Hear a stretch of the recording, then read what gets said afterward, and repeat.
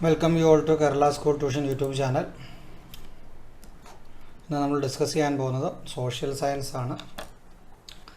Class 6th standard in social science. Adithe two chapters we cover medieval India, the center of power, medieval India, society, resource, trade. We will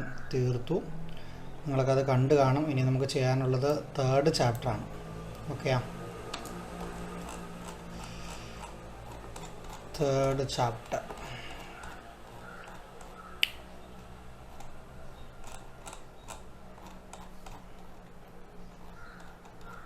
Page number 31. Okay. So, this is the third chapter. Kerala, the land, the rain and the people. That is social science. This book is Kerala. Kerala, land, rain, the people. That is the title. So, you have a picture of a market. You can see the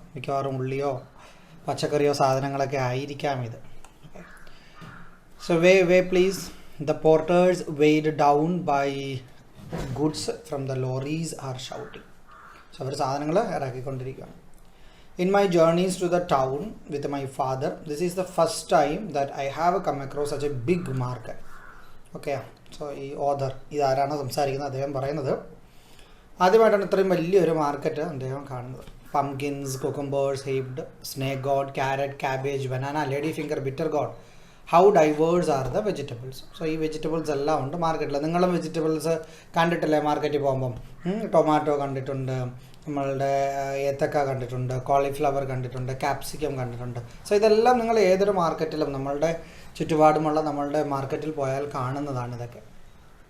As it was day after a holiday, the market was busy.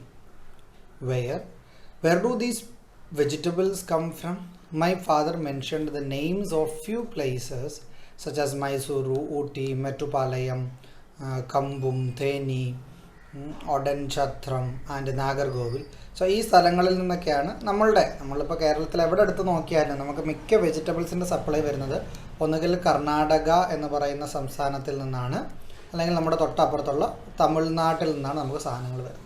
So ഇവിടെ കൊടുത്തിട്ടുള്ള സ്ഥലങ്ങളെന്ന് പറയുന്നത് കർണാടക, തമിഴ്നാട് സ്റ്റേറ്റുകളിൽ വരുന്നതാണ്.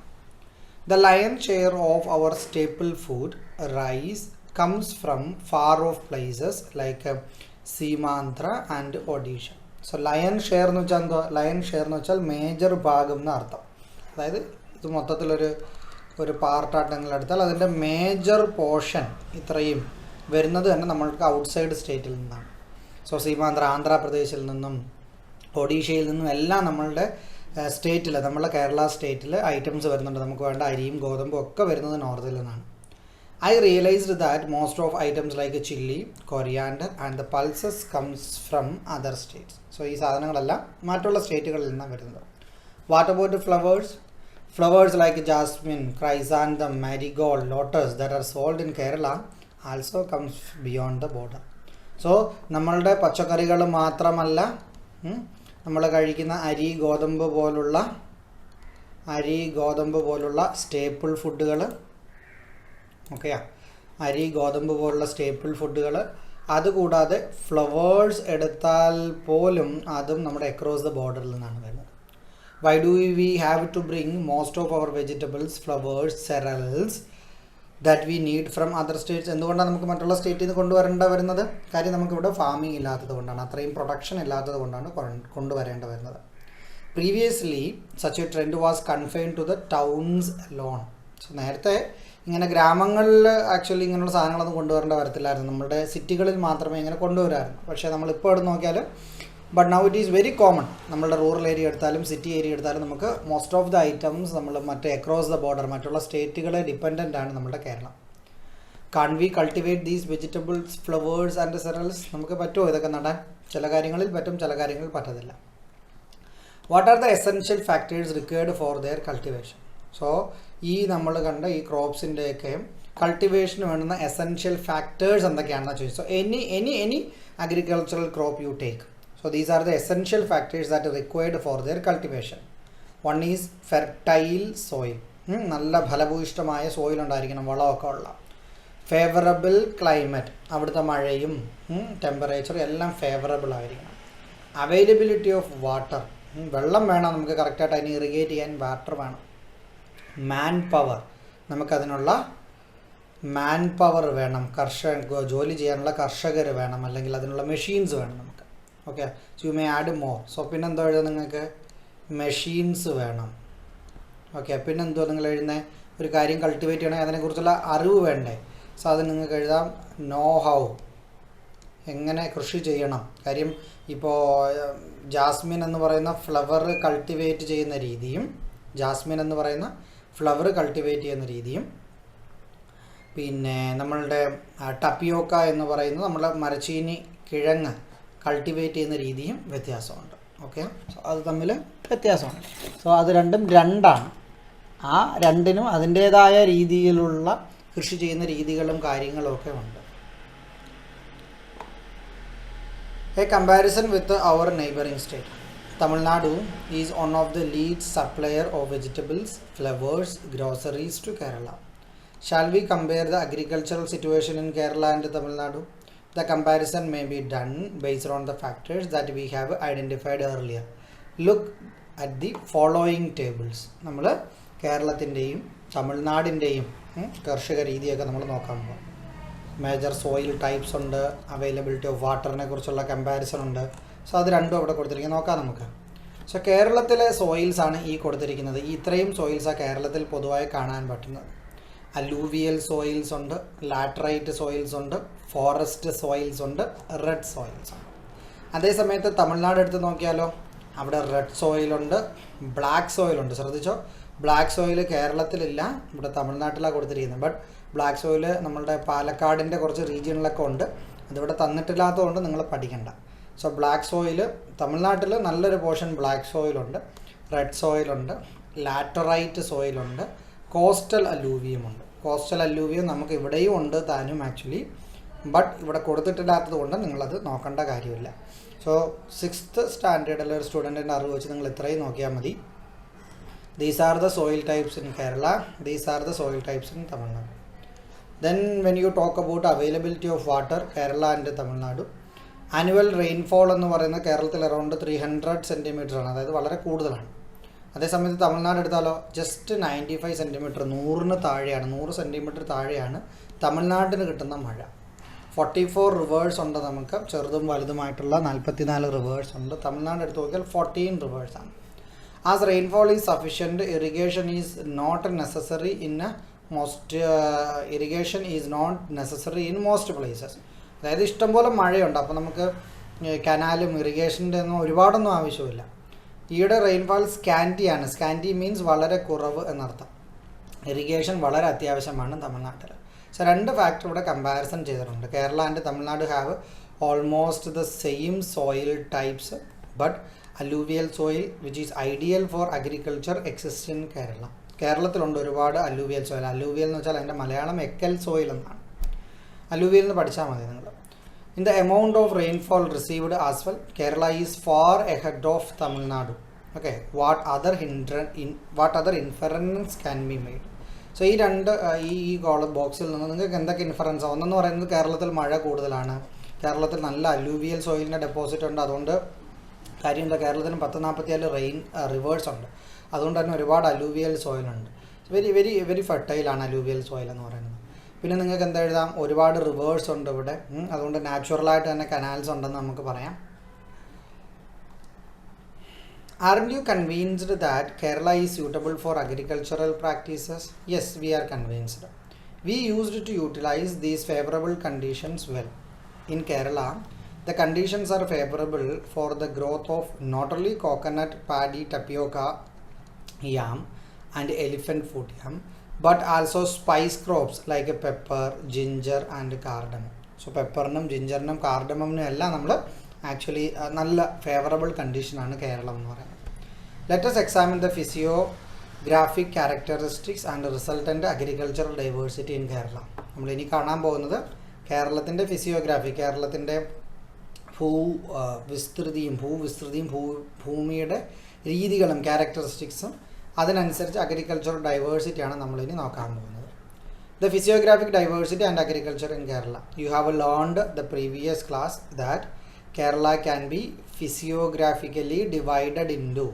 Physiographically, Kerala physiographic ആയിട്ട് അതായത് അതിൻ്റെ ലാൻഡിൻ്റെ പ്രോപ്പർട്ടിയൊക്കെ അനുസരിച്ച് നമ്മൾ നേരത്തെ 5ാം ക്ലാസ്സിൽ പഠിച്ചിട്ടുണ്ട്. ആക്ച്വലി അതിനെ 3 ആയിട്ട് തരംതിരിക്കുകയാണ്: highland, midland, lowland. So physiographically Kerala could be broadly classified as 3: highland, midland, lowland or coastal region.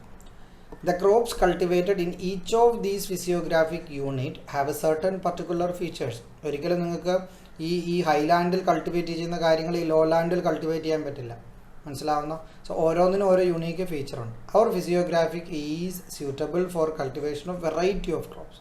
So ഇങ്ങനെ വെറൈറ്റി ആയിട്ടുള്ള ഫിസിയോഗ്രാഫി കണ്ടീഷൻ ഉള്ളത് കൊണ്ട് തന്നെ നമുക്ക് വെറൈറ്റി ആയിട്ടുള്ള ക്രോപ്സ് നമുക്കിവിടെ കൾട്ടിവേറ്റ് ചെയ്യാൻ പറ്റുമെന്നാണ് പറയുന്നത്. So what is Highland?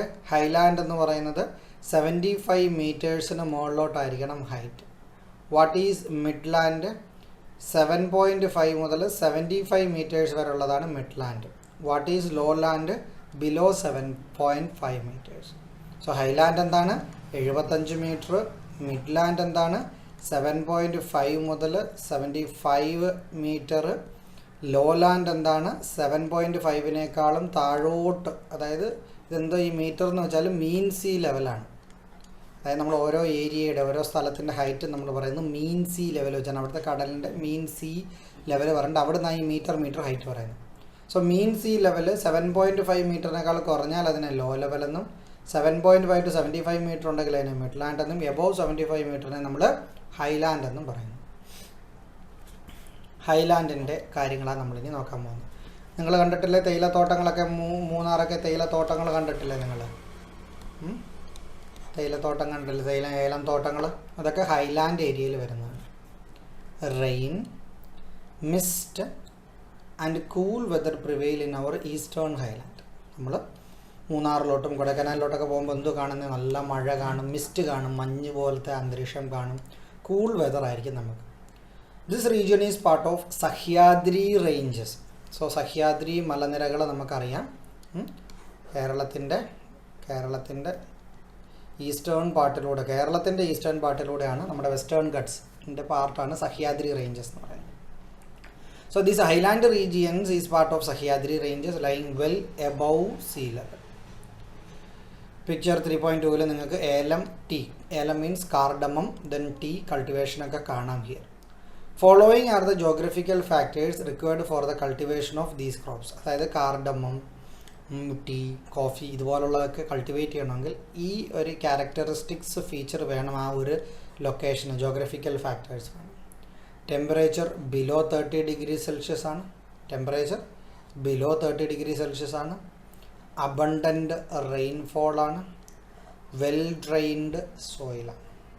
Temperature below 30 degree Celsius ആണ്. 30 ഡിഗ്രിക്ക് താഴെയാണ് ടെമ്പറേച്ചർ. അബണ്ടൻ്റ് റെയിൻഫോൾ ഉണ്ട്, നല്ല റെയിൻഫോൾ ഉണ്ട്. വെൽ ഡ്രെയിൻഡ് സോയിലുണ്ട്, well drained soil. Identify the location of the highland from the given map. So ഈ ലൊക്കേഷൻസ് ഐഡൻറ്റിഫൈ ചെയ്യാനാണ് പറഞ്ഞിരിക്കുന്നത്. ഈ 3.2 3.1 ഐഡൻറ്റിഫൈ ചെയ്യാനാണ് പറഞ്ഞിരിക്കുന്നത്. 3.1 എന്ന് പറഞ്ഞതല്ലേ? അതായത് ഈ ഹൈലാൻഡ് റീജിയൻ ഉണ്ടല്ലോ, ഇവിടാണ് നമ്മൾ മെയിനായിട്ട് ഇങ്ങനെ ടൈപ്പ് 3.2 പോലെയുള്ള കൾട്ടിവേഷനൊക്കെ കാണാൻ പറ്റുന്നത്. Here the climate is favourable for the growth of tea, coffee, spice crops like cardamom, pepper, ginger, turmeric. Okay. So ഇങ്ങനെയുള്ള ക്ലൈമറ്റ് കാർഡമത്തിനും ടീക്കും മാത്രമല്ല, കോഫിയും മറ്റുള്ള സ്പൈസസ് അതായത് പെപ്പർ, ജിഞ്ചർ, ടർമറിക് ഇതിനെല്ലാം നല്ലതാണ്. History tells us that it is the fame of these spice crops that made Kerala the favorite destination of foreigners. ചരിത്രം പഠിക്കുമ്പോൾ നമുക്ക് മനസ്സിലാവും ഒരുപാട് foreigners why they came to Kerala for mainly these spice crops. But the changes in climate of Kerala and land use have affected the agricultural production in this region. Okay. So എന്തോ പറഞ്ഞിരിക്കുന്നത്? ക്ലൈമറ്റിലുണ്ടാകുന്ന ചേഞ്ചും പിന്നെ നമ്മുടെ land use പാറ്റേണിലുള്ള change, അതായത് ഒരുപാട് resort സിസ്റ്റവും ഒരുപാട് tourism develop ആവുന്നതിനനുസരിച്ച് നമ്മുടെ land ഡീഗ്രഡേഷനൊക്കെ ഒരുപാട് കൂടുന്നത് കൊണ്ട് ഈ റീജിയനൊക്കെ ഒരുപാട് സഫർ ചെയ്യുന്നതെന്നാണ് പറയുന്നത്. Which are the crops that highland region is suitable for? Make a list. Why can these crops be cultivated in the highland? Why can these crops is cultivated in the highland? Because the suitable condition exists in the highland only. What are the suitable condition? Temperature below 30 degrees Celsius, abundant rainfall, well drained soil. Okay. ഏതൊക്കെയാണ് crops? Cardamom ഉണ്ട്, pepper ഉണ്ട്, ginger ഉണ്ട്, tea ഉണ്ട്, coffee ഉണ്ട്, turmeric ഉണ്ട്. So അതാണ് അതിൻ്റെ answer എന്ന് പറയുന്നത്. Next come to midland. The midland is sandwiched between lowland and highland. ലോലാൻഡിൻ്റെയും ഹൈലാൻഡിൻ്റെയും ഇടയ്ക്ക് കാണപ്പെടുന്ന, സാൻഡ്വിച്ച്ഡ് മീൻസ് നമ്മൾ പാക്ക് ചെയ്ത് വെച്ചിരിക്കുന്നതെന്ന് അർത്ഥം. അതാണ് ഈ മിഡ്ലാൻഡ് എന്ന് പറയുന്നത്. This region in Kerala is characterised by the most diverse crops. So മിഡ്ലാൻഡിൽ നമുക്ക് കേരളത്തിൽ ഒരുപാട് ഡൈവേഴ്സ് ക്രോപ്സ് കാണും. സെറൽസ് ഉണ്ട്, വെജിറ്റബിൾസ് ഉണ്ട്, ട്യൂബർ ക്രോപ്സ് ഉണ്ട്, etcetera are part of this diversity. So observe the figure 3.3 and identify the other prominent crops in the midland. മിഡ്ലാൻഡിൽ കാണപ്പെടുന്ന മറ്റ് പ്രൊമിനൻറ്റ് ക്രോപ്സ്. ഇതെന്ന് പറയുന്നത് നമ്മുടെ പെപ്പറാണ്, കുരുമുളകാണ്. ഇതെന്ന് പറയുന്നത് കോഫി ആണോ? കോഫി അല്ലല്ലോ, ഇത് കോഫി ആണോ എന്തോ, കോഫി പോലെ ഇരിക്കുന്ന കേട്ടോ, കോഫി ആണെന്ന് തോന്നുന്നു. ഇതെന്ന് പറയുന്നത് റബ്ബറാണ്. സോ മിഡ്ലാൻഡിൽ നമുക്കിതെല്ലാം കാണാൻ പറ്റും. അബണ്ടൻറ്റ് റെയിൻഫോൾ ഉണ്ട് ഈ റീജിയനിൽ. Moderately thick layers of alluvial സോയിലുണ്ട് in the river basin. And laterite സോയിലുണ്ട് along the hilly tracts. So hilly ട്രാക്സിൽ ലാറ്ററൈറ്റ് സോയിലും റിവർ ബേസിനിൽ അല്ലൂവിയൽ സോയിലും ഉണ്ട്. Are the favourable geographical factors for the crops in the midland region. So midland റീജിയനിൽ നമുക്കുള്ള കണ്ടീഷനാണ് ഇതൊക്കെ. This region is suitable for the cultivation of rubber, which is chief commercial crop of Kerala. കേരളത്തിൽ നമ്മൾ ഒട്ടുമിക്ക ഏരിയയിൽ പോയാലും നമുക്ക് റബ്ബർ കാണാൻ പറ്റും. റബ്ബറിന് താങ്ങുവിലയൊന്നും ഇല്ലാത്തത് കൊണ്ട് ഇപ്പം ഒരുപാട് നമ്മുടെ കർഷകർ നടന്ന് സഫർ ചെയ്യുകയാണ് അല്ലേ. Extensive cultivation of rubber in this region began in the first quarter of 20th century. അതായത് 1900-ന്റെ തുടക്കത്തിലാണ് ആക്ച്വലി ഇത്രയും റബ്ബർ നമ്മൾ കൃഷി ചെയ്യാൻ തുടങ്ങിയത്. Till then the region was largely devoted to the cultivation of tuber crops like tapioca, yam, elephant foot yam, vegetables, etc. So മറ്റുള്ള പച്ചക്കറികളും കിഴങ്ങും മരച്ചീനിയൊക്കെ കൃഷി ചെയ്തുകൊണ്ടിരുന്ന സ്ഥലമാണ്. പക്ഷേ ഇപ്പോൾ എല്ലാം റബ്ബറായി മാറി. Plantain cultivation was also prominent. മറ്റുള്ള plantain cultivations. But the crop diversity in the midland is fast giving way to rubber. പക്ഷെ എന്തോ ഇത് ഇപ്പോൾ നല്ല ലാഭം നോക്കി മെയിൻറ്റെയിൻ ചെയ്യാനുള്ള എളുപ്പത്തിന് വേണ്ടി കർഷകരെല്ലാം റബ്ബറിലോട്ട് അങ്ങ് തിരിഞ്ഞു. അതുകൊണ്ട് ഇപ്പോൾ റബ്ബർ മാത്രമേ എവിടെ പോയാലും നമുക്ക് കാണാൻ പറ്റും. Even small land holding are now used for rubber cultivation. ഇച്ചിരി ഏരിയ ഉള്ളവരാണെങ്കിൽ റബ്ബർ ഉടനെ നടാൻ പോകും. Once planted rubber crops has merit of long lasting yield. റബ്ബറിൻ്റെ ഒരു ഗുണമാണ് പറഞ്ഞിരിക്കുന്നത്. ഒരു പ്രാവശ്യം നട്ട് കഴിഞ്ഞാൽ അത് നിന്നോളും, കുറേ നാളങ്ങ് നിന്നോളും, വർഷങ്ങളോളം നിന്ന് അതിൽ നിന്ന് നമുക്ക് ആദായം എടുത്തുകൊണ്ടിരിക്കും. Okay, farmers are turning to rubber cultivation instead of traditional crops. What could be the reason? What changes could this have brought in their lifestyle? Discuss. One is assured return ആയിരുന്നു ഒരു റീസൺ എന്ന് പറയുന്നത്. Assured return. പിന്നെ അതിൻ്റെ second factor ഇവിടെ എഴുതിക്കുന്ന കണ്ടിട്ടില്ലേ? Rubber haves the merit of long lasting yield. അതാണ് second use എന്ന് പറയുന്നത്. ലോങ് ലാസ്റ്റിംഗ് ഈൽഡ് ഉണ്ട്. ഓക്കെ, ഇത്രയേ ഉള്ളൂ റബ്ബറിൻ്റെ. അല്ല, comparatively less maintenance. Okay, assured return എന്ന് എഴുതി. RETURN return. Assured ASSURED assured. What changes could this have brought to the life style? So life style എന്തുവാ? ഒന്നെന്ന് പറയുന്നത് നല്ല ഇൻകം ഉണ്ട്. ഇൻകം ഉണ്ടായതുകൊണ്ട് തന്നെ അവരുടെ കൺസ്യൂമർ ഗുഡ്സിൻ്റെ പർച്ചേസ് ഒരുപാട് കൂടി. Consumer goods purchase increased. പിന്നെന്താ പറ്റി? നേരത്തെ ചേമ്പും കിഴങ്ങും എല്ലാം കൃഷി ചെയ്തുകൊണ്ടിരുന്ന സ്ഥലമാണ്. നൗ ഇപ്പോൾ ഇതിനും നമ്മൾ ഈ എല്ലാവരും റബ്ബർ കൃഷിയിലോട്ട് തിരിഞ്ഞതുകൊണ്ട് ഈ ഒരു സാധനങ്ങൾ ഇപ്പോൾ മേടിക്കേണ്ട അവസ്ഥയാണ്. So they need to buy tuber crops also from market. So റബ്ബറിലൂടെ അവർ ഉണ്ടാക്കുന്നുണ്ട്, പക്ഷേ മറ്റൊരു വഴിക്ക് അത് നഷ്ടപ്പെടുന്നുണ്ട്. മാത്രമല്ല നമ്മൾ കേരളം മൊത്തത്തിൽ എടുത്തു കഴിഞ്ഞാൽ കേരളം തമിഴ്നാടിനെ ഡിപ്പെൻഡൻ്റ് ആണ് ഇപ്പോൾ നമ്മുടെ ടപ്പിയോക്കയ്ക്ക് പോലും. ലോ ലാൻഡ് എന്ന് പറഞ്ഞാൽ കമ്പാരേറ്റീവ് ഇതിലൂടെ കോസ്റ്റൽ റീജിയനാണ് ലോ ലാൻഡ് എന്ന് പറയുന്നത്. The lowland lies close to sea level. Seaയോട് വളരെ ചേർന്ന് കിടക്കുകയാണ് lowland. What are the major crops of lowland? Lowlandലെ major crops എന്തോ observe the picture 3.4. 3.4ൽ കാണപ്പെടുന്നത് ഒന്ന് നെല്ലാണ്, രണ്ടെന്ന് പറയുന്നത് തെങ്ങാണ്. മീൻസ് പാഡി ഉണ്ട് ഓർ റൈസ് ഉണ്ട്, പിന്നെ കോക്കനട്ട് പ്ലാന്റേഷൻ ഉണ്ട്, പാം ട്രീസ് ഉണ്ട്. So the deposits of alluvial soil in the lowland are ideal for paddy cultivation and the saline alluvial soil along the coastal stretches for coconut trees. So coconut trees ന് വളരെ നല്ലതാണ് saline ആയിട്ടുള്ള അല്ലൂവിയൽ നമ്മളുടെ തീരദേശത്ത് കാണപ്പെടുന്ന. പാടി rice കൾട്ടിവേഷന് നല്ലതാണ് ഈ വന്ന അടിഞ്ഞുകൂടിയിരിക്കുന്ന ഡെപ്പോസിറ്റ് എന്ന് പറയുന്നത്. Such regions where these crops were once widely cultivated gradually got transformed into settlements. So such regions where these crops were once widely cultivated gradually got transformed into settlements. This led to a significant reduction in agricultural land. This led to a significant reduction in agricultural land. Agricultural land ഒരുപാട് reduction കാരണമായി actually ഈ settlement increase ചെയ്തുകൊണ്ട് കാര്യം comparatively low land എന്ന് പറയുമ്പോൾ easy ആയിട്ട് റോഡും കാര്യങ്ങളൊക്കെ കൺസ്ട്രക്ട് ചെയ്താൽ അത് അതുപോലെ കിടക്കും, ജീവിക്കാനൊക്കെ ഇത്രയുടെ സുഖമാണ്. അതുകൊണ്ടാണ് അവിടെ ഒരുപാട് സെറ്റിൽമെൻറ്റ് ഇൻക്രീസ് ചെയ്തത്. The hike in the price of seeds, fertilizers and the cost of labor made agriculture less profitable. എന്തോറ്റി നമ്മുടെ സീഡിൻ്റെ ഫെർട്ടിലൈസറിൻ്റെ ഒക്കെ വിലയും ഭയങ്കര കർഷകരുടെ ചാർജും ലേബർ പേയ്മെൻറ്റും ഒക്കെ കാരണം കൃഷി അത്ര ഗുണകരമായി തോന്നുന്നില്ല. As a result the farmers were forced to switch to other sectors of employment. അതുകൊണ്ട് കർഷകർ എന്തോ ചെയ്യുന്നത് മറ്റുള്ള ജോലി നോക്കി പോവുകയാണ് ചെയ്യുന്നത്. Haven't you understood that the physiography, climate, availability of water and fertility of soil in Kerala are ideal for the cultivation of variety of crops? Yes, still our agriculture faces setback. Discuss the situation led to us. അതായത് കേരളത്തിന് എല്ലാവിധ physiographic condition ഉണ്ടായിട്ടും climate ഉൾപ്പെടെ soil ഉൾപ്പെടെ എല്ലാം ഉണ്ടായിട്ട് പോലും കൃഷി ഇപ്പോൾ അത്രയ്ക്ക് നമ്മുടെ നാട്ടിൽ ഡെവലപ്പ് ആകുന്നില്ല, കുറഞ്ഞാണ് വരുന്നത്. വൈ? അതിൻ്റെ കാരണങ്ങളാണ് ഇവിടെ എഴുതിയിരിക്കുന്നത്. എന്താണ്? ഒന്ന് പ്രൈസിനുള്ള ഹൈക്ക്, സീഡിൻ്റെ ആയാലും ഫെർട്ടിലൈസറിൻ്റെ ആയാലും ലേബറിൻ്റെ കോസ്റ്റിലായാലും അത് കാരണം റിട്ടേൺ വളരെ കുറയുകയാണ് ചെയ്യുന്നത്. രണ്ട്, വൈഡ്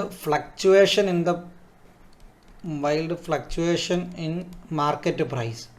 ഫോർ എക്സാമ്പിൾ റബ്ബറിൻ്റെ കാര്യം തന്നെ പറയുകയാണെങ്കിൽ ഇപ്പോൾ UDF ഗവൺമെൻറ് പറഞ്ഞുകൊണ്ട് 250 രൂപ മിനിമം ആക്കുമെന്ന്. ഒരു സമയത്ത് 250 രൂപയൊക്കെ ഉണ്ടായിരുന്നു റബ്ബറിന്, പക്ഷേ ഇന്നിപ്പോൾ 100 രൂപ കിട്ടുന്നത് തന്നെ വലിയ കാര്യം എന്ന രീതിയിൽ അത് മാറി. അതുകൊണ്ട് റബ്ബർ ഇപ്പോൾ ഒരുപാട് ആൾക്കാർ മാറ്റിക്കൊണ്ടിരിക്കുകയാണ് റബ്ബർ എന്ന് പറയുന്നത്. A land that embraced agriculture. Kerala was the center of an agrarian culture. You have learned in the previous classes about the different festivals and customs that prove this. Yes, നമ്മൾ കേരളത്തിൽ ഒരുപാട് ഫെസ്റ്റിവലും കാര്യങ്ങളൊക്കെ ഉണ്ടായിരുന്നു കൃഷിയുമായിട്ട് ബന്ധപ്പെട്ട്, പക്ഷെ ഇന്ന് ഒരുപാട് മാറി. ഫോർ എക്സാമ്പിൾ ആണ് ഇവിടെ ഒരു വരി കൊടുത്തിട്ടുണ്ട്, കുംഭത്തിൽ മഴ പെയ്താൽ കുപ്പയിലും മാണിക്കും. കുംഭത്തിൽ കറക്റ്റായിട്ട് മഴ പെയ്ത് കഴിഞ്ഞാൽ എവിടെയായാലും മാണിക്കുമാണ്. അതായത് നമ്മുടെ കൃഷിക്ക് അത്രയ്ക്ക് അനുയോജ്യമാണെന്നാണ് ആ സ്റ്റേറ്റ്മെൻ്റ് അർത്ഥം. കുംഭത്തിൽ നട്ടാൽ കുടത്തോളം ചെന്ന, മീനത്തിൽ നട്ടാലോ മീനക്കണ്ണിനോളം. ഓക്കെ, സോ കുംഭത്തിൽ നിങ്ങൾ കറക്റ്റായിട്ട് കൃഷി ചെയ്ത് കഴിഞ്ഞാൽ കുടത്തോളം കിട്ടും ചേന. ചേന എന്ന് പറഞ്ഞാൽ നമ്മൾ എന്താ പറയുന്നത്, എലിഫൻ്റ് യാം ഉണ്ടല്ലോ, അതാണ് ഈ ചേന എന്ന് പറയുന്നത്. കുടത്തോളം വലിയ വലിപ്പത്തിലായിരിക്കും. പക്ഷെ മീനത്തിൽ നട്ടാലോ മീൻകണ്ണിനോളം, നമ്മുടെ മീനിൻ്റെ കണ്ണിൻ്റെ അത്രയൊക്കെയാണ്, വളരെ ചെറുതായിരിക്കും ചേന എന്ന് പറയുന്നത്. അതായത് കറക്റ്റ് ടൈമിൽ തന്നെ ഇതിൻ്റെ കൃഷി നമ്മൾ ചെയ്യേണ്ടത് ആവശ്യമുണ്ട്. These proverbs give evidence to the profound influence of agriculture and climate in our culture. ഇതുപോലുള്ള പ്രോവർബുകൾ നിങ്ങൾ കളക്ട് ചെയ്യാനാണ് പറഞ്ഞിരിക്കുന്നത്. Changing land use, changing lifestyle. Land use change, lifestyle change. The following table shows the variation in the land area of some important crops in Kerala over the last 50 years. So crop 1961, 87, 2011 അങ്ങനെ 3 ടൈമാണ് കൊടുത്തിരിക്കുന്നത്. Area in lakh hectares. So paddy 7.5 ആണെങ്കിൽ 1961 2014 വെറും 2 hectare മാത്രമേ ഉള്ളൂ പാടി. ടപ്പിയോക്ക മരച്ചീനി 2.3 ആണെങ്കിൽ ഇപ്പോൾ 0.75 ഉള്ളൂ. കോക്കനട്ട് 5 ആണെങ്കിൽ ഇപ്പോൾ 8.21. കോക്കനട്ടിന് ഇൻക്രീസ് കണ്ടിട്ടുണ്ട്. റബ്ബർ 1.3 ആണെങ്കിൽ 5.4, റബ്ബറും ഇൻക്രീസായി. പാഡിയും ടപ്പിയോക്കയൊക്കെ ഒരുപാട് കുറഞ്ഞു. Identify the crops that recorded a reduction in the land area. ഏതൊക്കെയാണ് റെഡ്യൂസ് ചെയ്ത്? പാഡിയും ടപ്പിയോക്കയുമാണ് കുറഞ്ഞത്. Identify the crop use that land area crops whose land area decreased the most. ഏറ്റവും കുറഞ്ഞിട്ടുള്ള ഏതിനാണ് ലാൻഡ് ഏരിയ? പാഡിക്കാണ് ഏറ്റവും കുറഞ്ഞിട്ടുള്ളത്. 7.5 നിന്ന് 2.8 ആയി മാറി. Identify the crops whose land area increased. കോക്കനട്ടിനും റബ്ബറിനും ഇൻക്രീസ് ആയി. What conclusion do you arrive at by analysing the tables based on the above questions? ഒന്ന്, റബ്ബർ കൾട്ടിവേഷൻ ഇൻക്രീസ് ചെയ്തു while the paddy tapioca decline ചെയ്തു. രണ്ടെന്ന് പറയുന്നത് റബ്ബറും കോക്കനട്ടും increase ചെയ്യുന്നത് എന്താ? നമ്മളുടെ റവന്യൂ ഇൻക്രീസ് ആകും. കാര്യം ഇതെല്ലാം എക്സ്പോർട്ട് പർപ്പസിന്, അല്ലാതെ ഒരിക്കലും റബ്ബർ നമ്മുടെ വീട്ടിൽ ഉപയോഗിക്കാനല്ല. എക്സ്പോർട്ട് പർപ്പസിനുള്ളത് കൂടും. ബട്ട് നമ്മളുടെ സെറൽ ക്രോപ്സിന് വേണ്ടി, നമ്മളുടെ ഫുഡിന് വേണ്ടി നമ്മൾ മറ്റുള്ളവരെ ഡിപ്പെൻഡ് ചെയ്യേണ്ടി വരും. സെക്കൻഡ് പോയിൻ്റായി.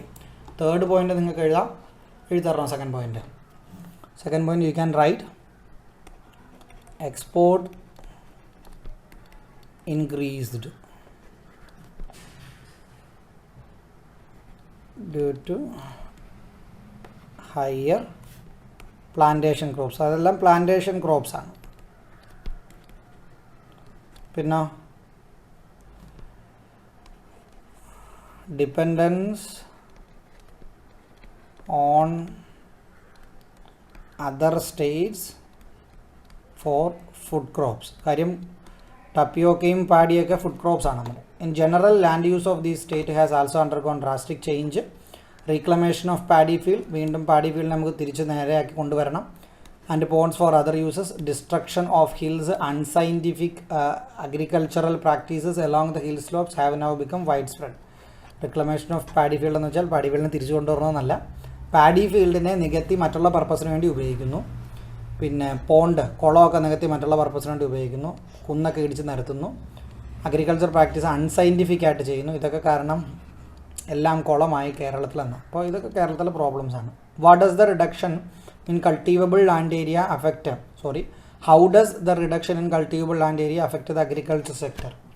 കൾട്ടിവബിൾ ലാൻഡ് ഏരിയയിലുള്ള റിഡക്ഷൻ എങ്ങനെയാണ് അഗ്രികൾച്ചർ സെക്ടറിനെ അഫക്റ്റ് ചെയ്യുന്നത്? ഒന്നെന്ന് പറയുന്നത് reduced production.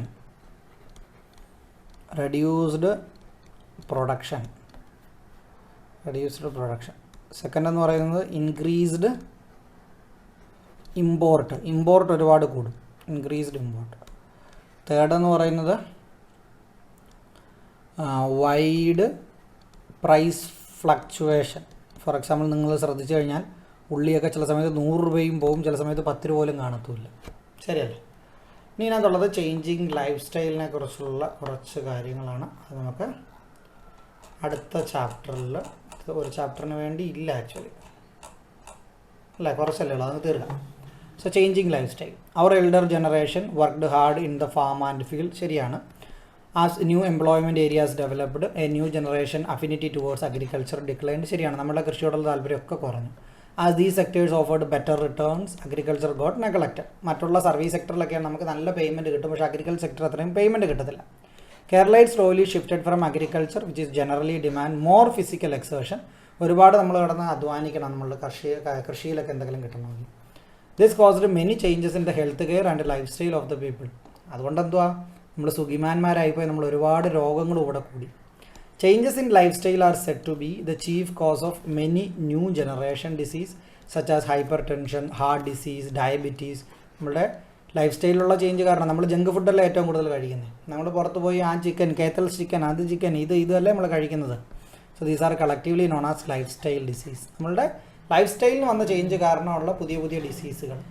List the changes that occurred in the lifestyle of Kerala who shifted from agro based culture. എന്തൊക്കെയാണ് നമ്മുടെ ഫുഡ്, ഏതൊക്കെ സെക്ടറിലാണ് നമ്മുടെ ലൈഫ് സ്റ്റൈൽ ചേഞ്ച് ആയത്? ഒന്ന് നമ്മുടെ ക്ലോത്തിങ്ങിൽ ചേഞ്ചായി, പിന്നെ നമ്മളുടെ ഫുഡിൻ്റെ പാറ്റേൺ ചേഞ്ചായി, പിന്നെ ഫുഡിൻ്റെ പാറ്റേൺ എന്ന് വെച്ചാൽ ഓപ്ഷൻസ് ചേഞ്ചായി. പിന്നെ നിങ്ങൾക്ക് പറയാം ലൈഫ് സ്റ്റൈൽ എന്ന് പറയുമ്പോൾ എക്സസൈസ്. നേരത്തെയൊക്കെ ഒരുപാട് ജോലി ചെയ്യുന്നുണ്ട്, ഓട്ടോമാറ്റിക് അതൊരു എക്സസൈസ് ആയിരുന്നു. ഇപ്പോൾ എക്സസൈസിന് നമ്മൾ ടൈം കൊടുക്കുന്നില്ല, ഇരുന്നുള്ള ജോലികൾ ഒരുപാട് ചെയ്യുന്നത്, അത് കാരണമുള്ള കാര്യങ്ങളൊക്കെ ആയിരുന്നു. പിന്നെ ലൈഫ് സ്റ്റൈൽ എന്ന് പറയുമ്പോൾ വെഹിക്കിൾ യൂസേജ്, അതായത് ഒരു 500 മീറ്റർ പോലും നമ്മളിപ്പോൾ നടക്കത്തില്ല, സ്കൂട്ടി എടുത്തുകൊണ്ടായിരിക്കും പോകുന്നത്. Today, waste disposal is one of the major problem faced by the Keralite who shifted from the rural life to urban area. So, urbanization കേരളത്തിൽ കൂടിക്കൊണ്ടിരിക്കുക, സിറ്റി കൂടിക്കൊണ്ടിരിക്കുമ്പോൾ എപ്പോഴും ഏറ്റവും വലിയ പ്രോബ്ലം വേസ്റ്റ് ഡിസ്പോസലാണ്. Even in the villages the waste disposal measure are insufficient. It is high time we prepared and execute plans to transform the biodegradable waste generated at home. അതായത് biodegradable ആയിട്ടുള്ള waste നമ്മുടെ food വേസ്റ്റും കാര്യങ്ങളൊക്കെ നമുക്ക് വീട്ടിൽ തന്നെ manage ചെയ്യാൻ പറ്റണം. ഇൻറ്റു ഓർഗാനിക് മാനുവർ, അതായത് വളമാക്കി മാറ്റണം നമ്മളതിനെ. This can be used in our vegetable gardens and farms. So അങ്ങനെ ഉപയോഗിച്ച് കഴിഞ്ഞാൽ നമുക്കതിനെ നമ്മുടെ വെജിറ്റബിൾ ഗാർഡനിലും ഫാമിലൊക്കെ ഉപയോഗിക്കാം. Today there are many ways to treat waste without stench. സ്മെല്ലൊന്നും ഇല്ലാത്ത വേസ്റ്റ് ആക്ച്വലി നമുക്ക് മാനേജ് ചെയ്യാൻ ഒരുപാട് വേസ് ഉണ്ട്. The biodegradable waste generated at home can be used for making vermicompost. So vermicompost നിങ്ങൾ കണ്ടിട്ടില്ലേ, മണ്ണിര കമ്പോസ്റ്റ്. സോ മണ്ണിര കമ്പോസ്റ്റിനൊക്കെ നമുക്ക് ഉപയോഗിക്കാൻ പറ്റും ആക്ച്വലി നമ്മളുടെ വീട്ടിലുണ്ടാകുന്ന waste. Consult with nearby Krishibhavan അതുമായിട്ട് ബന്ധപ്പെട്ട് making biogas, biodegradable waste into another method. So biogas plant നമുക്കുണ്ടെങ്കിൽ നമ്മൾ ഈ ഫുഡിൻ്റെ വേസ്റ്റും ചാണകമൊക്കെ അത് കൊണ്ടിട്ടാൽ നമുക്ക് അതിൽ നിന്ന് മീഥെയിൻ ഗ്യാസ് കിട്ടും. ആ ഗ്യാസ് ഉപയോഗിച്ച് നമുക്ക് വീട്ടിൽ പാചകം ചെയ്യാം. LPGക്ക് പകരം നമുക്ക് ഉപയോഗിക്കാവുന്നതേ ഉള്ളൂ. ലെറ്റസ് ഫൈൻഡ് ആൾട്ടർനേറ്റീവ്സ് എന്ന് പറഞ്ഞൊരു കാര്യങ്ങളൊക്കെ കൊടുത്തിട്ടുണ്ട്. പെയിൻറ്റ് ടിന്നിൽ ബാലുവിൻ്റെ കുട്ടിക്കൃഷി, കൊച്ചു സിയയ്ക്ക് മാതൃക അമ്മ. സോ ഇതൊക്കെ വായിച്ച് നോക്കുക നിങ്ങളൊക്കെ. കുറച്ച് എക്സ്ട്രാ കരിക്കുലർ പരിപാടിയാണത്. അത് കഴിഞ്ഞാൽ ഗ്രീൻ കേരള എന്ന് പറയുന്നൊരു ചെറിയ ബോക്സ് ഉണ്ട്. The physiography, soil, climate of Kerala favorable for agriculture. We Keralite have to change the lifestyle, utilize that. So നിങ്ങൾ വായിച്ച് നോക്കുക. എന്തെങ്കിലും ആവശ്യമുണ്ടെങ്കിൽ കമൻറ്റ് സെക്ഷനിൽ പറഞ്ഞാൽ മതി. ഗവൺമെൻറ്റിൻ്റെ ഇനിഷ്യേറ്റീവ് അവിടെ കൊടുത്തിരിക്കുന്നത് vegetable fruit promotion council Kerala ഉണ്ട്. ഈ കാര്യങ്ങളുമായിട്ട് ബന്ധപ്പെട്ട് സ്റ്റേറ്റ് ഹോർട്ടിക്കൾച്ചറൽ മിഷൻ ഉണ്ട്, ഫംഗ്ഷൻ ചെയ്യുന്നു. ഹോർട്ടിക്കൾച്ചർ എന്ന് വെച്ചാൽ ഇങ്ങനെയുള്ള വെജിറ്റബിൾസും കാര്യങ്ങളൊക്കെ ഫ്ലവർ കൾട്ടിവേഷനൊക്കെ ഇമ്പ്രൂവ് ചെയ്യുന്നതാണ് ഈ ഹോർട്ടിക്കൾച്ചർ മിഷൻ എന്ന് പറയുന്നത്. ഓക്കെ, ചില മോഡേൺ അഗ്രികൾച്ചർ ടെക്നിക്ക് അവിടെ കൊടുത്തിരിക്കുന്ന എക്സാമിന് ഒരുപാട് ഇമ്പോർട്ടൻ്റ് ആണ് എന്ന് പറയുന്നത്. ഒന്ന് green house farming. Green house എന്ന് വെച്ചാൽ പച്ച കൂട് ആയിരിക്കും, അതിനകത്ത് ഫാമിംഗ് നടത്തും. നമ്മുടെ നാട്ടിൽ ഒരുപാട് കാണാൻ പറ്റത്തില്ലെങ്കിലും കർണാടകയിലൊക്കെ ട്രെയിനിൽ പോകുമ്പോൾ നിങ്ങളത് കാണും. പ്രിസിഷൻ ഫാമിംഗ് എന്ന് വെച്ചാൽ പെർഫെക്റ്റ് ആയിട്ടായിരിക്കും. ആവശ്യത്തിന് വെള്ളം, ആവശ്യത്തിന് വളം, അതായത് വളരെ അളന്ന് കുറിച്ചായിരിക്കും കൊടുക്കുന്നത്. Then fertigation is a method of giving water and manure drop by drop. So ഈ 3 പ്രോസസ്സും പഠിച്ചു വെക്കുക. ഡൗട്ട് ഉണ്ടെങ്കിൽ ചോദിക്കുക, ഞാൻ പറഞ്ഞുതരാം. Okay, thank you. നമുക്ക് അടുത്ത ചാപ്റ്റർ ഡിസ്കസ് ചെയ്യാം ഇനി.